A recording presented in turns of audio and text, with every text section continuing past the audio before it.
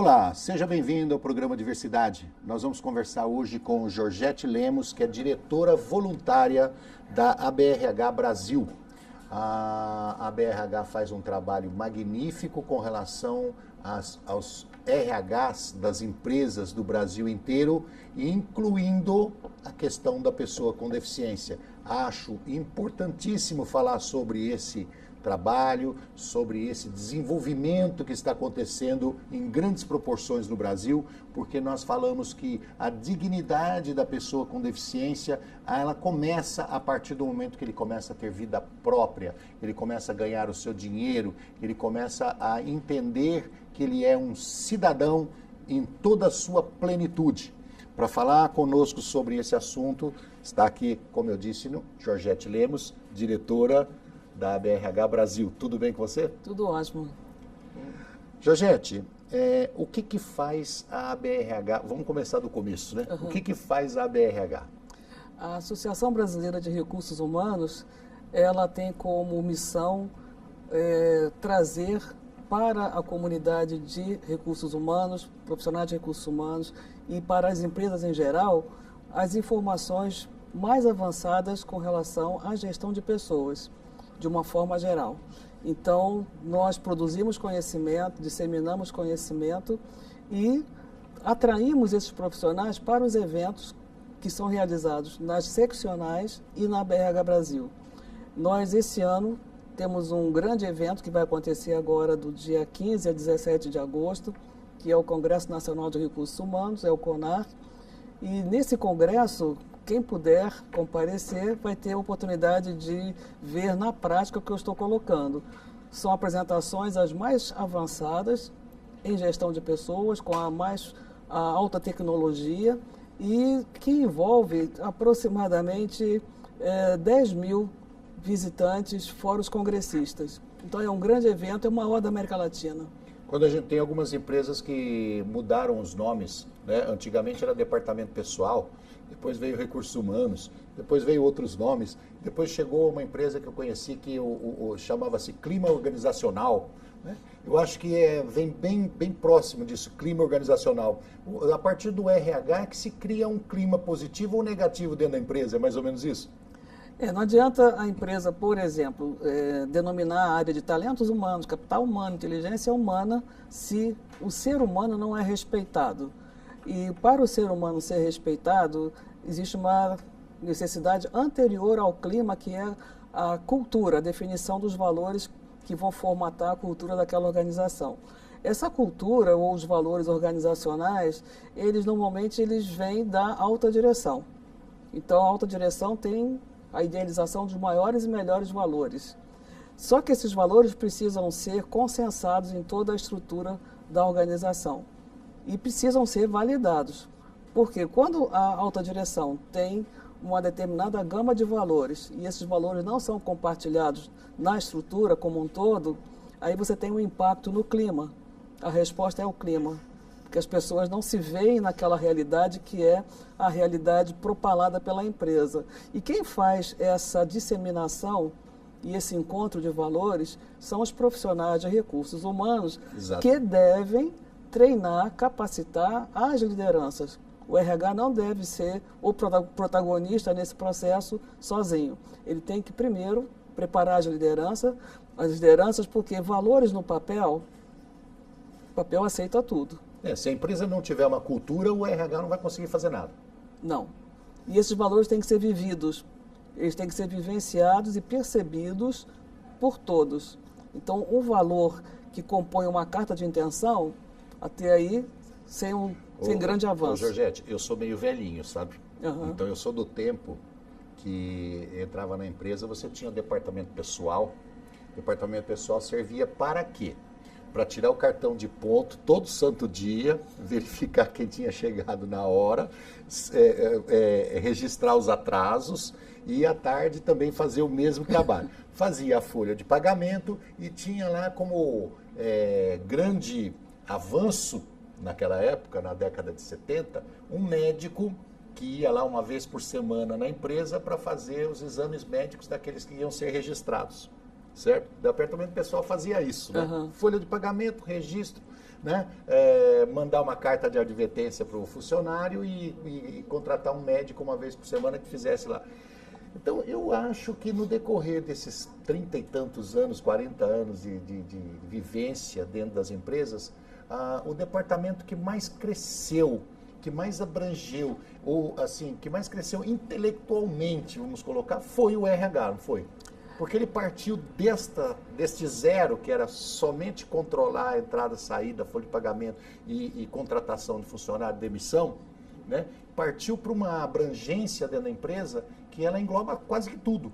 Perfeito. E você acaba de nos honrar com um reconhecimento que nos é devido. Porque muitas pessoas falam, RH é somente reação, RH não é estratégico. RH estratégico é o que você está colocando. É aquele que conhece o negócio, é aquele que sabe onde a empresa quer e deve chegar e faz isso acontecer. Faz isso acontecer como? Desenvolvendo pessoas, fazendo com que as lideranças entendam e compactuem desse propósito e, principalmente, respeitando as pessoas. O respeito às pessoas vai à saúde física, à saúde emocional, intelectual, à saúde social, à saúde espiritual. Então, nós temos que ter ações que elas perpassem todos os processos para que as pessoas se sintam inteiras no trabalho e no pós-trabalho. Então, o RH hoje ele se envolve inclusive na descoberta de talentos e desenvolvimento de talentos dentro da empresa, e ela se envolve inclusive com o bem-estar da família do funcionário. Perfeito. Antes, no tempo, olha a abrangência. No tempo ainda tão somente área de pessoal, do o DP, departamento pessoal, do DP, as pessoas morria de medo do DP. Era contratar, demitir e acidente, né? Então, o que nós estamos percebendo? Que as pessoas estão sendo vistas hoje por inteiro. Aquela tão falada visão holística do ser humano, que não era vista antes, porque antes era assim, né? Seus problemas ficam na porta da empresa. Isso. Aqui dentro é outra coisa. Hoje em dia não, seus problemas eles entram e o RH ajuda a resolvê-los. Ajuda as pessoas a encontrar soluções, né? Porque muitas vezes as pessoas também se acomodam, porque existia lá na empresa alguém que mostrava o caminho. Não pode mostrar o caminho, tem que fazer com que a pessoa descubra o caminho. Vamos conversar e você vai encontrar a sua solução. Porque às vezes a solução está mais próxima dele do que ele está percebendo, né? Então hoje as pessoas estão caminhando para a autogestão da qualidade da sua vida. Antes a gestão ela era terceirizada. Saúde era o médico, a carreira era a empresa, as relações sociais era o psicólogo, assistente social. Hoje, esses profissionais estão trazendo para essa pessoa o caminho para que ele se auto-empodere, que é, na minha opinião, o divisor de águas em gestão de pessoas. Eu tenho uma filha que trabalha em RH e ela comenta comigo algumas coisas que às vezes eu fico assim, falando, puxa, será que problemas de relacionamento dentro do departamento, os caras vão procurar apoio no RH, vão querer saber se existe a possibilidade ou se ele tem capacidade de mudança de departamentos, né? Qual é o clima que ele vai encontrar em tal lugar, e o RH tem esse trabalho de descobrir o perfil do cara, o perfil do departamento e indicar uma localização melhor para não perder um talento dentro da empresa. Ou seja, eu fico besta de ver como a abrangência do RH hoje é enorme, ela atua na empresa de uma maneira geral. E veja bem, essas questões que você levantou, questões pessoais impactando no trabalho. Tá. As pessoas devem ter o domínio das suas questões pessoais, podem não ter a informação de como resolvê-las. Aí elas vão buscar a informação. Porque no RH tem psicólogos, tem um assistente social e, mais proximamente a ele, o gestor dele, o líder dele. Então, o que está acontecendo? Para que o RH não se assoberbe tanto com essas questões, ele precisa preparar o gestor, a liderança, porque a primeira demanda do empregado deve ser junto a essa pessoa que está mais próxima a ele, que é o chefe dele, que é o gestor dele, que é a liderança. Então, preparar a liderança hoje é fundamental, porque você também faz com que as pessoas não vejam o seu gestor apenas como aquele que dá ordens, estipula metas, mas ele é um amigo também, é um educador que está ao seu lado. E o RH, se ele não tem isso padronizado, de fácil acesso, para repassar essas instruções, ele acaba sendo o grande fazedor, o grande respondedor de questões imediatas. Aí ele fica sem tempo de ser o estrategista. Você falou que o RH ele espalha a cultura em que o gestor, o CEO da empresa, ele tem uma visão do que ele quer da empresa, certo. Quais os objetivos a serem alcançados, quais os caminhos que ele quer trilhar para alcançar esse objetivo, e ele chama o RH para compartilhar dessas ideias e espalhar a questão da cultura da empresa dentro dos departamentos. É isso? A disseminação dos valores, ela passa por diversos tipos de ações. A ação primeira é o líder, ele espelha aquele valor. Por exemplo, nós vemos como um valor que todas as empresas colocam na sua carta, respeito, imparcialidade. Agora, o gestor no dia a dia, ele é respeitoso? Ele é imparcial? Então, a sua equipe tem que perceber isso nas mínimas ações. Antigamente, lá no DP, nós estamos fazendo uma comparação de lá e cá, e depois eu vou mostrar por que eu estou indo por esse caminho de lá atrás e aqui na frente, tá? Antigamente, no DP, quando existia o DP, o diretor de um departamento ou gerente de um departamento chegava e falava assim, eu gosto daquele cara, eu vou levar ele a chefe, né? Vou dar uma promoção para ele. O diretor vai, eu gosto daquele cara, ele toma uma cervejinha comigo no final do dia, eu vou levar ele a gerente, vou promover ele a gerente. Então era uma questão, não estou dizendo que essa irresponsabilidade existia sempre, tá? Mas eu estou fazendo aqui um comparativo. E porque ele gostava da pessoa, porque a pessoa era de confiança dele, era a pessoa que trazia as informações ou fazia as fofoquinhas ali, deixava ele bem informado com relação às coisas que aconteciam no meio da fábrica. Por isso, ele dava uma promoção para o cara, levava a gerente, levava a chefe. Hoje em dia, não é bem assim. Hoje em dia, quando o cara quer fazer uma promoção, principalmente em cargos mais altos, ele passa por uma avaliação do RH também, não?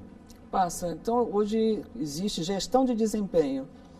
Então, essa gestão normalmente envolve o líder daquela pessoa, a pessoa, e o RH, ele faz a análise dessas informações e confronta com os padrões desejados pela empresa, com as metas, e aí então se articula uma finalização. Fazendo uma entrevista bem longa com a pessoa, ele vai ver se a pessoa tem condições psicológicas, éticas, morais, para assumir o cargo para o qual ele está sendo indicado. Isso na entrada, né? Na captação do empregado. Nós estamos conversando com a Georgette Lemos, que é diretora de diversidade da ABRH Brasil. Nós vamos para o intervalo e já voltamos. Estamos de volta com o programa Diversidade. Hoje conversando com a Georgette Lemos, que é diretora de diversidade da ABRH Brasil. Nós estamos fazendo no primeiro bloco um comparativo, mais ou menos, de como evoluiu esse setor dentro das indústrias, dentro das empresas no Brasil e no mundo.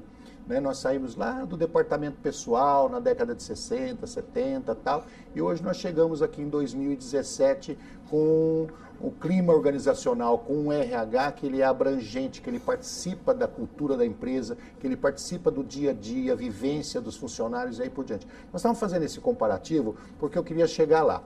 Quando eu citei, Georgette, que lá no começo, quando eu entrei no meu primeiro emprego, tinha um departamento pessoal e tinha aquele médico de jaleco branco, que geralmente era encardido, e ele fazia o exame médico para ver se a gente estava apto a entrar na empresa, era assim, se eu tivesse uma unha encravada, ele me reprovava e dizia assim, ele não pode trabalhar porque ele está inapto. Né? Se eu tivesse uma visão um pouquinho mais baixa, no olho, ele não pode trabalhar porque ele não enxerga direito.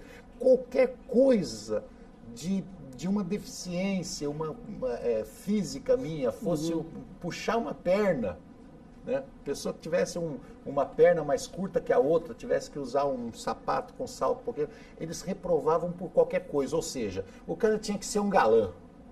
Para poder entrar, além da Padrão. cultura, padrão, além da cultura exigida, né? O cara tinha que ser um mecânico, um eletricista, tinha que ter a cultura exigida pela empresa, ele tinha que ter perfeição, né? Para entrar na empresa. Hoje, nós temos um RH muito mais evoluído nessa questão, que inclusive está trabalhando muito fortemente na empregabilidade da pessoa com deficiência, certo? Então, nós tiramos aqueles médicos que reprovavam por tudo e hoje nós temos pessoas que tentam trazer o máximo possível de talentos para dentro da empresa. Perfeito. O RH faz esse papel hoje. O RH precisa fazer com mais vigor esse papel, porque nós temos a lei 8213, né, que já tem aí mais de 20 e poucos anos, e o que acontece? Nós tivemos uma pesquisa realizada o ano passado que ratificou outras desde 2014, essa pesquisa feita pela eSocial e a Cato, e a BRH é parceira nessa pesquisa.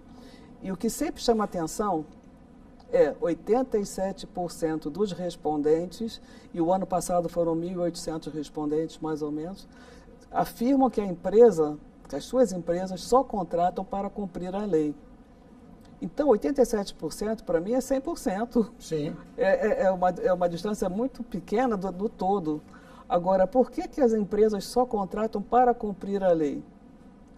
Primeiro, essa lei, quando foi pensada, foi promulgada, não houve o envolvimento do parceiro principal, que são as empresas. Como é a acessibilidade, ou como era a acessibilidade dessas empresas? Então, nós temos empresas que até hoje foram construídas no século XIX, passaram pelo século XX com o mesmo layout, e agora, porque existe uma demanda maior para o cumprimento da responsabilidade social e da lei, essas empresas têm que rapidamente se reorganizar, principalmente com relação à acessibilidade. E nem sempre elas têm condição para isso. Então, essa foi uma questão, e é uma questão que eu acho que penaliza muito. Não consultaram as empresas, não foram às empresas, não foram lá sentir de perto qual era a realidade de trabalho. Então, existem muitas empresas que elas não têm condição de aceitar algumas deficiências. Algumas, não todas. Existe pouca informação para os profissionais de recursos humanos. A grade formal curricular de administração não inclui esse detalhe, diversidade e, em especial, a deficiência. Nós vamos ter agora o segundo curso em nível de pós-graduação no Instituto Mauá, que é um curso de gestão estratégica da diversidade, é um curso focado no trabalho, e esse curso ele está ainda meio que engatinhando para poder firmar-se, né? Precisa que haja o quê? Público. Então, e nesse curso, por exemplo, nós vamos ter basicamente profissionais de recursos humanos. A demanda e a chamada está sendo para RH. Para ter acesso aqui a informações da diversidade em geral e mais especificamente pessoa com deficiência. Então, eu acho que nós precisamos, primeiro, é uma questão, não é um problema, é uma questão que está posta, é uma mão de obra, são talentos que são desperdiçados, porque existe muito preconceito ainda, que é um outro ponto que o RH pode trabalhar fortemente. Deve trabalhar. A questão dos Georgette, preconceitos. Você vai me permitir, mas eu vou fazer uma pequena discordância num pontinho que você tocou. As empresas que estavam no século XIX, como você disse, que vêm com layout, prédios muito antigos, que precisam fazer uma mudança estrutural, uma mudança física dentro do prédio, ela realmente tem dificuldade. No outro ponto, eu queria dizer que também discordo com a Lei 8.213, que é uma lei que a gente chama de lei burra, né? É chamada lei de cotas. Ela simplesmente diz isso, olha, empresas acima de 100 funcionários têm que contratar 2% do seu efetivo pessoas com deficiência. Acima de 300 funcionários tem que contratar 3%. Acima de 500 funcionários tem que contratar 4%. Acima de 1.000 funcionários tem que contratar 5%. E ponto. Ponto.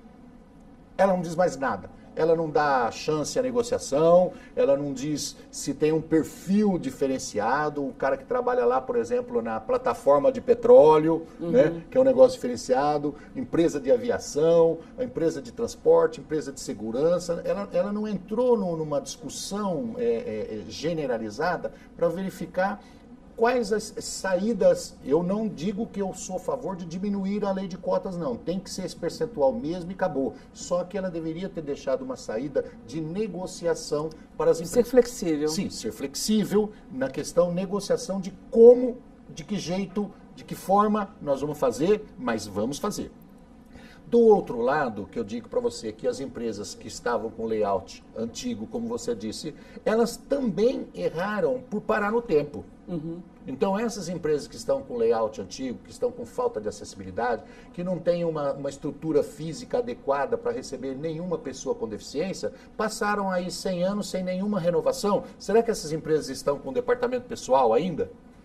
Então, há de se discutir isso, porque hoje, se você tem uma empresa que ela é dinâmica, é lógico, envolve dinheiro, envolve uma questão de mudanças estruturais que não fica barato, ergonomia, todos os seus equipamentos, as suas máquinas precisam ser adaptadas. Hoje, o mínimo que você pode fazer é contratar pessoas especializadas nesse tipo, e tem muita no mercado, inclusive pessoas com deficiência, que podem ajudar. Não sei se resolver 100%, mas pode ajudar nesse sentido. Porque quantitativamente, os nossos maiores empregadores são médias de pequenas empresas. Sim, grande maioria. A grande maioria. Que tem pouco recurso, concordo. Para esse público, né, eu acho que essa questão da acessibilidade é um desafio. Então, eles precisam ser sensibilizados para adequar-se ao século XXI. Agora, quando nós falamos o empregador, os grandes empregadores, existe uma grande empresa que todos conhecem, que é referência em acessibilidade na América Latina. Ela, quando foi planejada, ela foi reestruturada fisicamente, ela saiu do centro da cidade e foi para um outro bairro, ela foi replanejada pensando na deficiência. Então, piso tátil, comunicação de voz dos elevadores, porque às vezes o elevador tem a linguagem braille, mas não tem o sensor para o aviso auditivo. Sim. Jardins sensoriais para a pessoa deficiente visual poder passear entre aquelas flores e etc., e sentir os perfumes, enfim, ela trabalha a sensibilidade das pessoas. Então, isso eu considero assim, o ideal. Quando o CEO da empresa, o dono da empresa, ele tem uma sensibilidade, ele consegue enxergar esse lado, ele consegue transmitir para o RH e nós conseguimos fazer um trabalho decente dentro da empresa. Ou seja, traz essa cultura que você disse, que o RH vai espalhar para a empresa. Não é bem assim? Agora, o CEO, a alta direção, pode ter essa sensibilidade, pode ter essa cultura, essa visão, mas às vezes não, porque ele é preparado para olhar para fora, para o negócio, para o mercado, para os clientes, para competitividade. Agora, não é por isso que o RH não pode tê-lo como seu cliente favorito. Eu costumo dizer que o nosso cliente é a organização, representada pela alta direção. Então, eu como RH devo me perguntar, a alta direção dessa empresa, ela está atenta a essas questões também? Se não está, é meu dever... O RH tem que ir lá e levar a instrução para ele. Porque senão vai continuar tudo como era antes, né? Não pode. Se você quiser conversar um pouquinho mais com a Georgette Lemos, esticar esse assunto, que nós não vamos ter tempo para abordar tudo, você pode mandar um e-mail para ela. É georgette.lemos@terra.com.br. Vou repetir. georgette.lemos@terra.com.br. Você pode mandar um e-mail, fazer um questionamento, perguntar um pouquinho mais sobre a BRH Brasil e com certeza ela vai te responder a contento.